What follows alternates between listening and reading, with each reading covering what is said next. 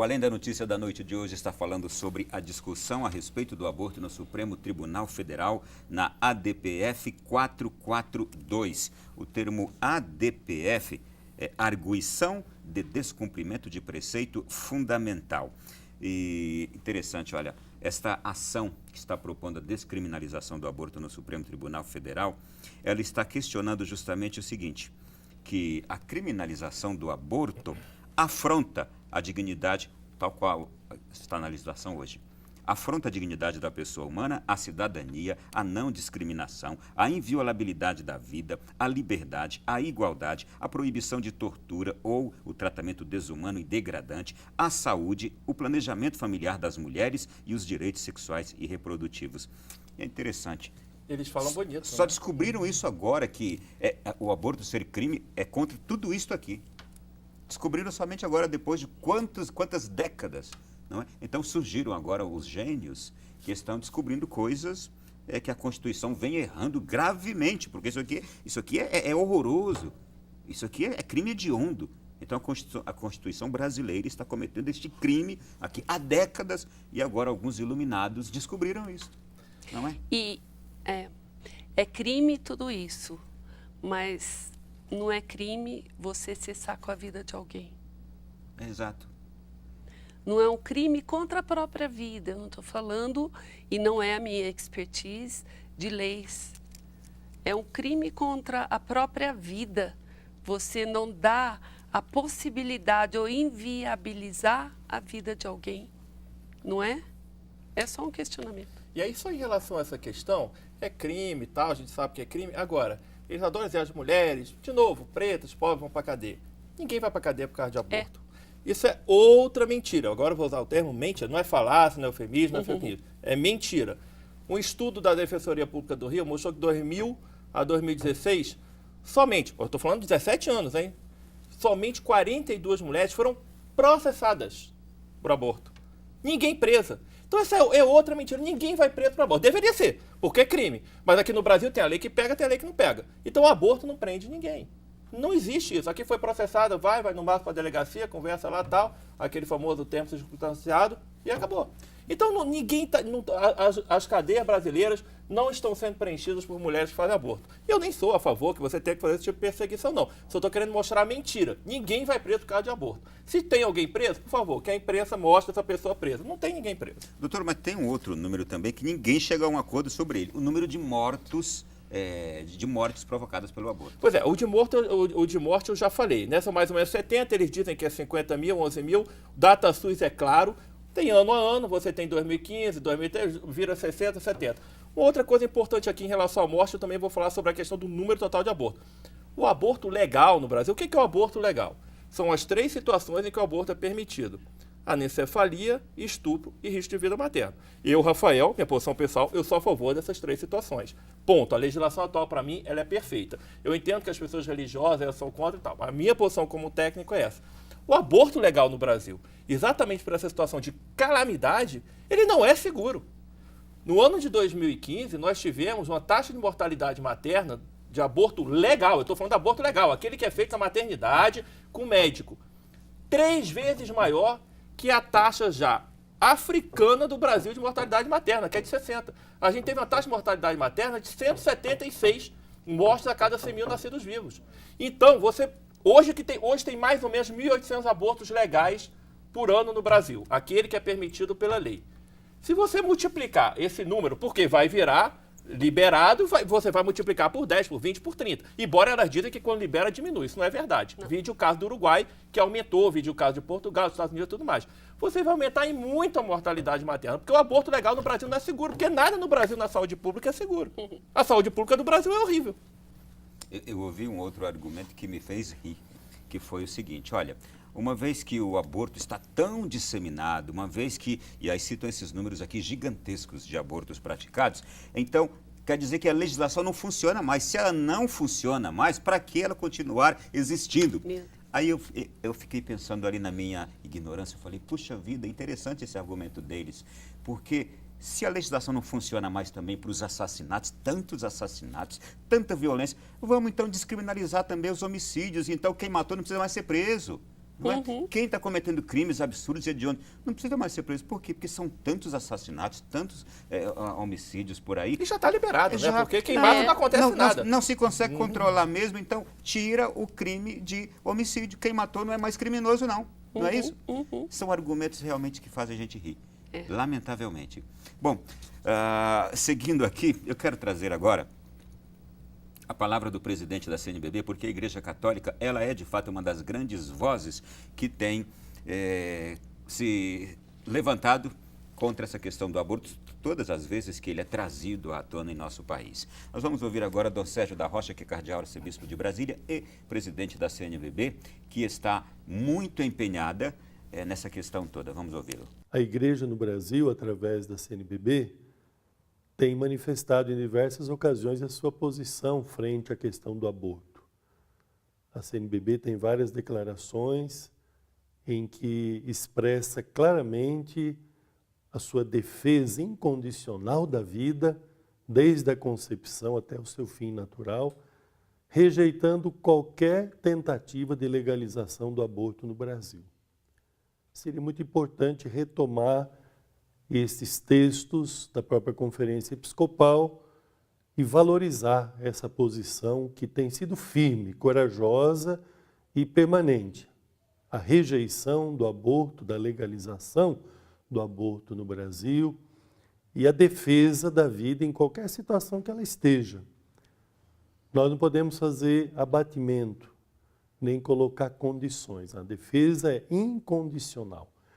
E se a vida deve ser sempre protegida, defendida, de um modo especial, a vida que está sendo gestada no ventre materno deve receber proteção, porque se trata de vida indefesa, de vida fragilizada, que necessita de proteção.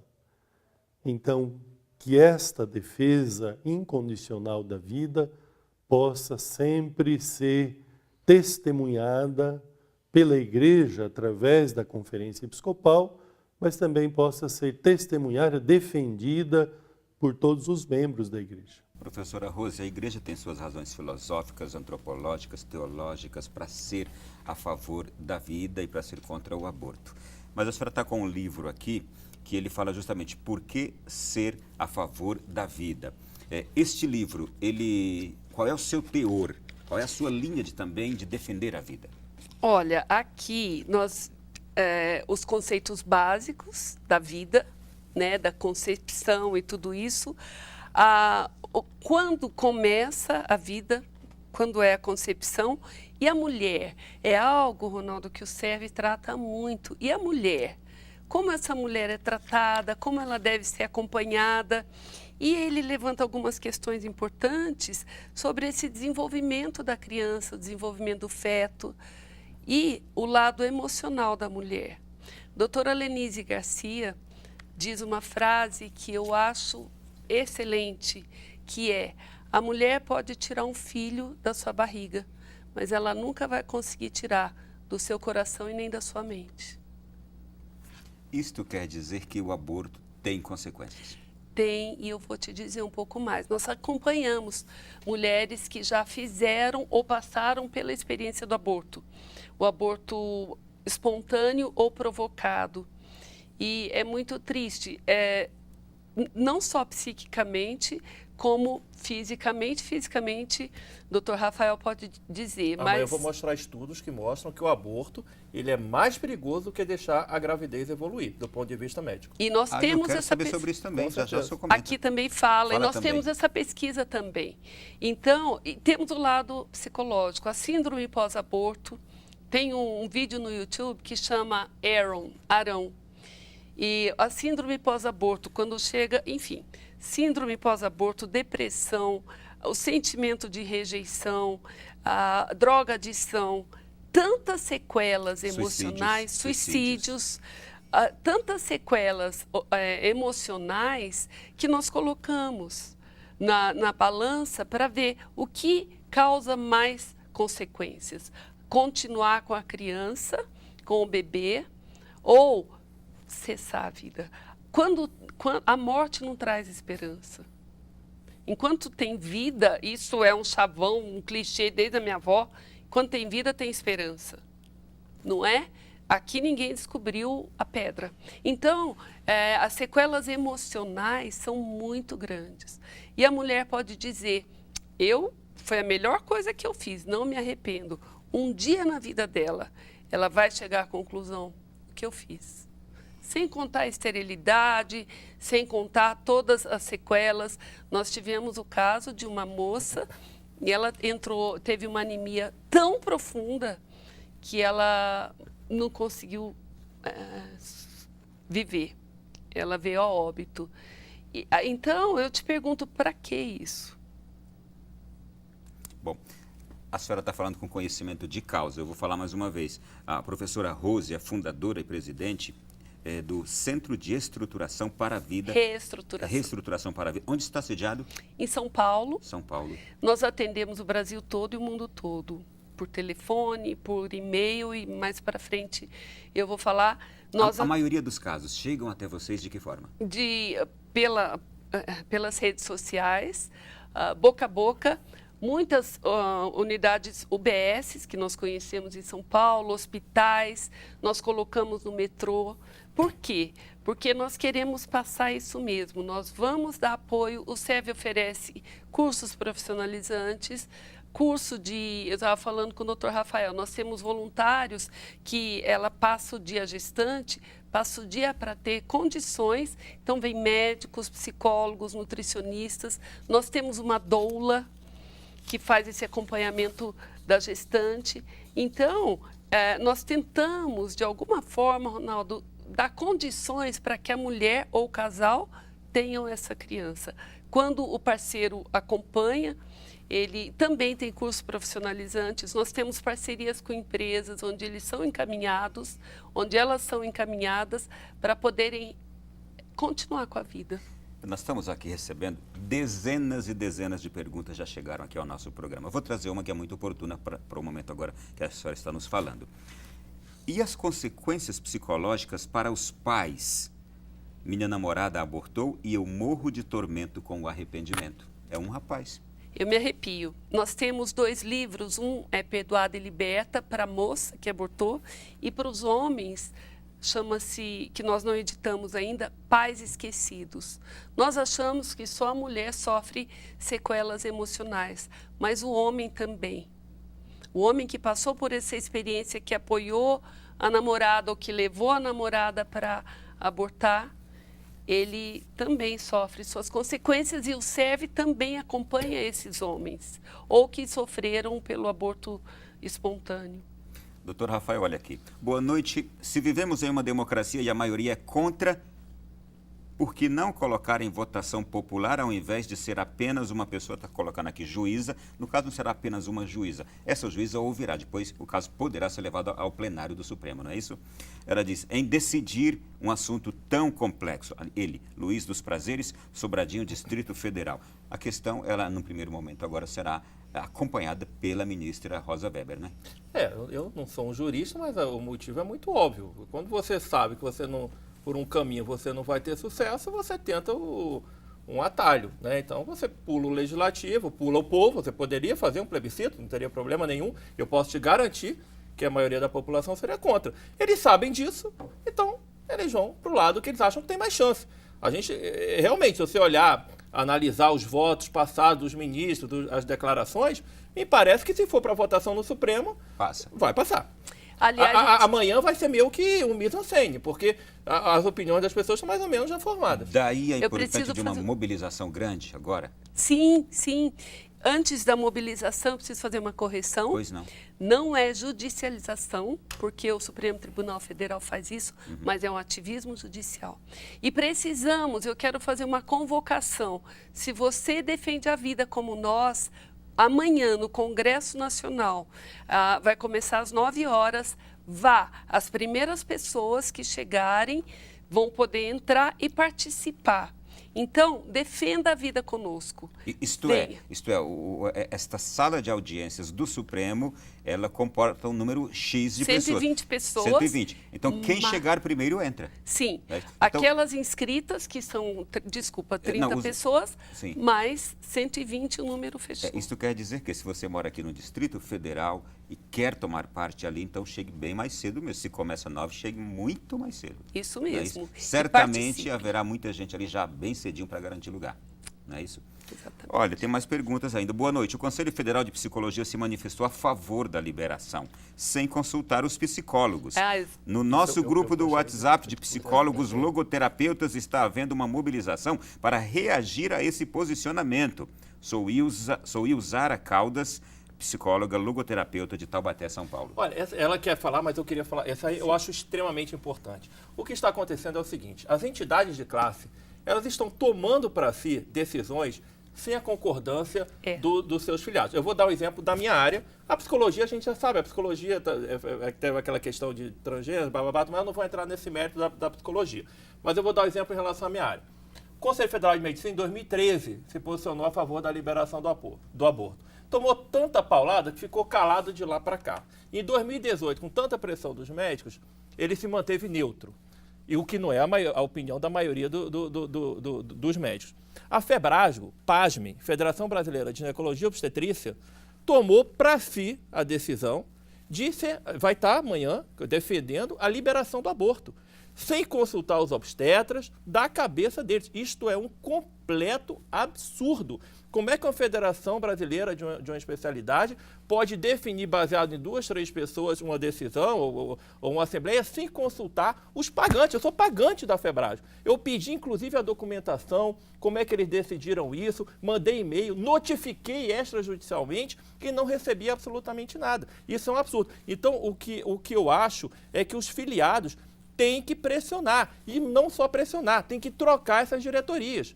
Porque isso é voto. Agora mesmo está tendo eleição para o Conselho Regional de Medicina de todos os estados do país, no Rio de Janeiro, no Distrito Federal. Votem em pessoas que pensam como vocês. Lá no Rio de Janeiro a gente está numa chapa contra a liberação do aborto. Então, votem em quem pensem nisso antes de votar. Porque depois não adianta reclamar. Quando vocês colocarem pessoas a favor do aborto lá, não reclamem, porque eles vão fazer o que eles quiserem fazer. Doutor Rafael, tem alguma parte do juramento de vocês na formação de médicos que defende a vida? Que diz para não fazer o aborto. Tá lá tem lá no juramento. De todos os médicos. Sim. Né?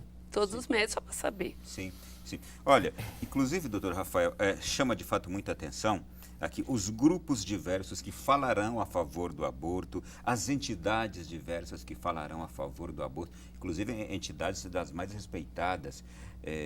A gente fica abismado. Será que, de fato, todos os representados destas entidades são favoráveis a isso? Eu te garanto que não. Eu vou falar pela minha. E os representados todos ficaram sabendo dessa audiência? Exato. Não podemos ser representados por um grupo específico de pessoas. Bom, ou pelo menos que seja, mas que eles consultem seus filiados. Exatamente. A gente está pagando para eles com anuidade. Eu pago R$800 por ano para o Conselho Federal de Medicina. Aliás, podemos ser representados desde que sejamos consultados. Sim. Doutor Rafael, tem uma pergunta aqui. Quais os bastidores médicos da indústria do aborto e interesses escusos? Rita Silva, ela é de Varginha, Minas. Existe? Bom, sempre existe, Se né? comenta essas coisas? Lógico. Tem pessoa que vive disso. Lógico que tem. E todo mundo sabe onde tem, tá? Lá no Rio de Janeiro, todo mundo sabe. É na rua tal, no lugar tal e vida que segue. Muito bem. Seguindo aqui, muito mais perguntas chegando. Eu vou chamar agora, antes de seguir aqui com as perguntas, o bispo Dom João Bosco. Ele é bispo de Osasco e ele é o presidente da Comissão para a Vida e a Família da CNBB. Ele traz observações muito preciosas em suas participações. A primeira delas, ele já aborda com muita seriedade este caso. Vamos ouvir Dom João Bosco. Nós estamos vivendo um momento muito importante no nosso país e justamente esta questão do aborto se torna importante não só pelo tema, que diz respeito ao direito à vida, é um direito fundamental de todas as pessoas, garantido pela Constituição como um direito inviolável. E a segunda coisa que está sendo discutida é se cabe ao Supremo realmente mudar a Constituição, quando se sabe que a função do Supremo Tribunal é justamente garantir o cumprimento das leis e da Constituição, sobretudo. Então, é necessário, sim, que a gente reflita muito sobre isso, porque cabe ao parlamento fazer leis. É lá que se reúnem as pessoas que são eleitas pelo povo para, num grande debate com a própria nação. Este é um dos pontos que está gerando muita discordância e muito questionamento. O fato do Supremo tomar para si ou aceitar que isto seja discutido e provavelmente tratado ali por ele e ser tratado com risco ou com possibilidade de ser mudada a Constituição por ele e não pelo Poder Legislativo. O que está acontecendo é que o Legislativo está em silêncio. O Legislativo não será ali também, será representado por alguém para dizer, olha, vocês não têm o direito ou a competência para fazer isso. Vocês, Supremo Tribunal Federal. Mas o Legislativo está calado. Está covardado, né? Aí está num momento que o Legislativo está muito fraco por todas essas questões de denúncia, do ativismo judicial. Está complicado. O Dom João Bosco, ele continua agora e ele fala, no segundo momento agora, sobre essas tentativas insistentes dos últimos tempos, dos últimos anos, de aprovação do aborto, de legalização do aborto em nosso país. Vamos ouvi-lo. Cada investida daqueles que são a favor do aborto, mesmo que seja parcial, vai conquistando mais espaço para que o aborto seja inteiramente liberado no Brasil. Então é muito importante que a gente tenha essa clareza já e não permita que no nosso país seja permitido o aborto como se aquele embrião que está no útero da mãe fosse uma coisa qualquer. É um ser humano que é detentor de direitos e que para nós, especialmente cristãos, entendemos um ser humano criado por Deus. Ele fala de investidas, não é? Pois não, pode falar, professora. Só uma pergunta, quem é mais humano? Uma pessoa de 80 anos ou um menino de 1 ano? São humanos igualmente, não é? Dom João Bosco fala de investidas constantes e a gente sabe que agora esta é para liberação até a 12ª semana. Isso. 12ª. Será que pararão por aí? Se darão por satisfeitos? É uma prerrogativa dos países onde o aborto já foi liberado, onde até a 12ª semana, esse tamanho, e daqui legaliza-se até o 8º Na mês. Argentina foi a 14ª, cada país E escolhe vai um valor. aumentando. Agora, de novo, nós caímos naquilo. Se a mulher não consegue, ou o brasileiro não consegue a consulta, você acha que vai conseguir o aborto? E aí não é a questão, mas vai conseguir o aborto na 12ª, vai chegar até o 9º mês, se sequer ela consegue consulta. Não é essa a questão. Este é o tamanho De do um bebê na de 12ª semana. 12ª Já está completamente semana. formado? Completamente formado. Aqui nós temos 7, 8, 9 e 10 semanas. Aqui já está completamente formado, com 7 semanas. Doutor, sente dor? Pois é, em aborto espontâneo, quando a gente, né, como obstetra, vários casos de aborto espontâneo, às vezes você respira, agônico, parece um peixe fora d'água, entendeu? É isso que você vê, eu estou falando em aborto espontâneo. Que eu, como obstetra, eu tenho que atender em aborto emergencial. É completamente formado. Ano a ano vem diminuindo a viabilidade, que a gente chama. Eu lembro que quando eu fazia faculdade, eu me formei em 2001 na FRJ, a gente com 24, 25 semanas não tinha o que fazer. Hoje você já tem histórico de sobrevivência com 20 semanas, daqui a pouco você já tem com 19, 18, a medicina vai evoluindo.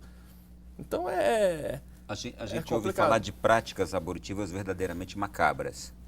E eu sempre fico me questionando, se já sente dor numa 12ª semana? Já tem tecido, o sistema nervoso central já está completamente formado. Com 2 semanas você já tem o início da formação do sistema nervoso E o central. DNA? Então, o DNA é desde o momento da concepção.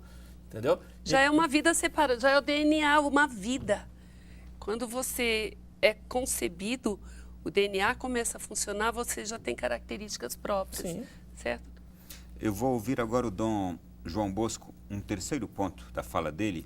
Ele fala dos interessados no aborto. Vamos acompanhar. Interessa a certos grupos que têm como ideologia a liberdade absoluta, tá? Sem nenhum compromisso com a liberdade dos outros. Então, a gente percebe que existe uma cultura toda de desrespeito à vida que traz tudo junto. É a cultura da eutanásia, tem alguém que incomoda a gente abrevia a vida. É a cultura da eugenia, nasceu com problema, com defeito, elimina-se, como aconteceu com o caso do anencéfalo, que já foi aprovado pelo Supremo Tribunal Federal. É a questão da droga liberada, porque se a pessoa se mata, ela é livre para isso. Enfim, a gente preza inteiramente a liberdade, porém, a liberdade pesa um compromisso com a liberdade dos outros, pesa um compromisso com a vida, que não pertence a nós, mas pertence a Deus. Então, nós somos sim a favor da liberdade, porém, essa liberdade tem que ter um limite, que é a liberdade do outro. A mãe diz, o corpo é meu, então eu posso eliminar a gravidez, mas ela não está pensando que ela está eliminando um direito à vida de um outro ser humano, não dela, que merece ser respeitado, merece viver. Alguém quer falar alguma coisa? Eu queria falar uma questão da eugenia. Hoje você já tem na Islândia taxa zero de síndrome de Down. Zero. E países como a Inglaterra chegando muito próximo disso. Ok. Se no Brasil tiver, vai ser a mesma coisa. Só que ao mesmo tempo que você consegue detectar síndrome de Down, você com outros exames, você consegue detectar várias outras características. Exemplo, em clínicas de reprodução assistida, eu trabalho com isso, eu sou especialista em reprodução humana, as mulheres, elas escolhem doadores de espermatozoide com olhos azuis. A gente sabe onde é que isso vai terminar, se o aborto for liberado? Então a questão da eugenia, ela já existe. Cuba, Islândia, todos os países com a liberação do aborto, você escolhe quem vai nascer e quem não vai nascer. Qualquer probleminha, aborto. Isso é gravíssimo. Professora Rose, eu fiquei muito ligado no que o Dom João Bosco falou sobre a questão dessa característica da nossa cultura atual. A liberdade. É uma liberdade que de fato pensa em mim, mas eu não estou pensando nas consequências que provoco nos outros. O aborto seria consequência de uma liberdade dessa cultura atual? Eu diria que sim e não. Porque o hedonismo existe cada dia mais e cada vez mais forte no ser humano. Sim, nesse sentido. Eu vou me ver livre de um problema, eu faço minhas escolhas. E não, quando você se prejudicando, prejudica o outro. Não possibilitando uma vida, você cessa a possibilidade do outro também. Então, o que eu quero dizer com isso? Se você pensa no outro, se o homem pensa na mulher, ele vai dizer, eu vou apoiar a vida, eu não vou apoiar o que você escolher. Se a mulher pensa no homem, e aí eu estou sendo meio advogado do diabo aí, ela vai falar, eu vou te possibilitar ser pai. Então, se você pensa no outro, você vai pensar na sua liberdade, mas você vai respeitar o outro. Então, essa questão de liberdade e libertinagem, é tudo muito próximo.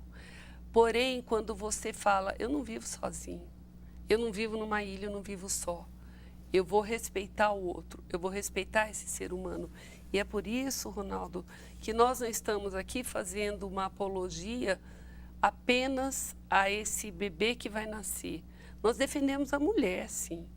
E defendemos a liberdade da mulher, mas com limites. Nós defendemos a liberdade de escolha, desde que você não infrinja a possibilidade de existência do outro. Então, defendemos uma liberdade com responsabilidade. Com responsabilidade e respeito.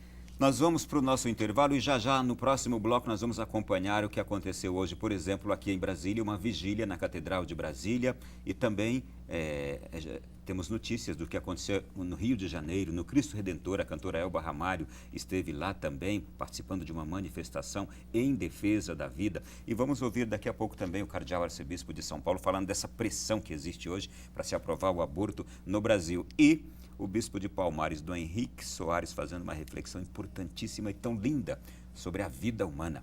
Já, já.